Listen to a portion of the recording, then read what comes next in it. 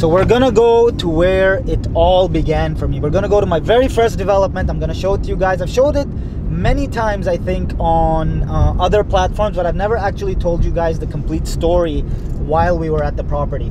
So I'm gonna show you guys my first development. This development was built before I started my multifamily fund, before I got into multifamily real estate. I had just come from Dubai. I was trying to figure my bearings out. I actually lived at my aunt's house at the time, and I had driven by this area, and this is honestly how much money I had at the time to buy real estate. I had about $350,000 at the time on me when I had come, and I was able to buy this piece of dirt. I want to say it was like $320,000. I'll try to find the settlement statement and pin it to the video if I can. If not, then you just have to take my word. Anyways, that's when I realized that you need credit, you need somebody who is able to sponsor you, you need good banking relationships, you need to have been in the US for quite some time. I didn't really know that prior to buying this piece of land. Now, I'm sure I could have sold the land for a profit even back then. So like, I know I may never say this before, but I probably could have sold the land for maybe $400,000, because that's really what it was worth, which is why I bought it, because I thought I was getting a deal at the time.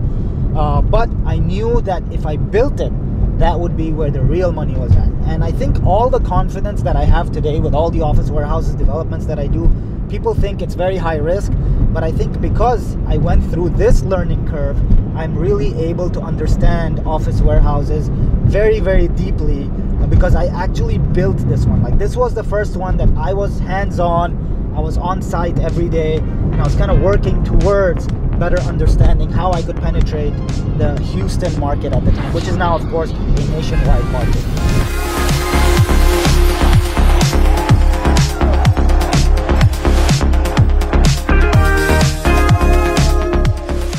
So this over here is my very first office warehouse development. This is what really got me excited, and as you guys can see, this is a massive project. This is not one of those small projects where you go in, you pay a couple $100,000 and you flip it and you make $20,000 to $50,000 profit. No, my profit on this one project was $2.2 million, just this one project. Now, it did take me time. It took me about 3 years to complete it, but $2.2 million after 3 years on one project is really what got me excited about office warehouse development, and what got me excited about doing larger, newer projects. This over here, I remember him just as well as he remembers me. This tenant over here, TWS Off-Road, young guy, came to me. I could tell that he was a hustler. He wanted 2 locations. He came in, installed lift kits for trucks, like larger trucks at the time, and I could tell that he was just going to be super successful. And honestly, ever since, he's been super successful.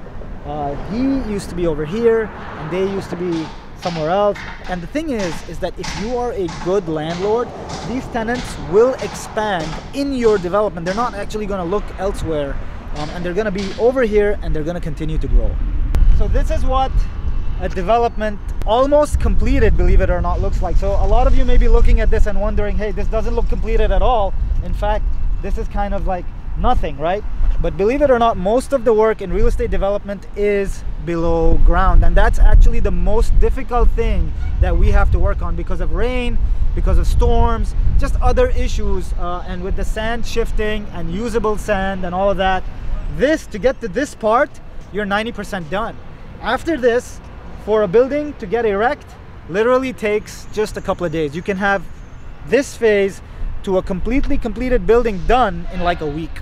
And that's what really frustrates a lot of new people who are in development phase, because they don't understand that to get to that is very easy. To get to this part is the hard part, especially when your concrete is new, when it's getting ready to pour, you know, when it's drying, when it's curing. All that stuff really takes a lot of time, and that is really where all the magic happens. So there's a lot of lines. I don't know if you guys can see all those stub outs.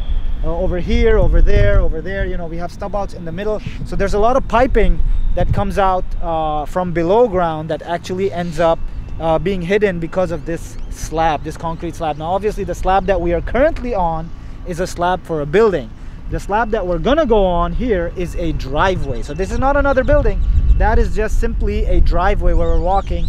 And then beyond that, there are more buildings that are coming up. The new buyer is probably gonna end up spending, I want to say, at least watch out, at least a good $10 million continuing this development. So I sold out because there was just too much demand for me to sell out when I built phase 1. The new buyer, now we're on our street, by the way, this is a road, and it takes you all the way up front, which is pretty cool because all these tenants have access. But my point was that the new buyer bought me out at phase 1 and then decided to continue building this project. So it's really exciting to see the new buyer actually kind of work on something that I started. It is exciting. For a lot of people would kind of not be as excited as I am, but I'm super excited to see this project get completed.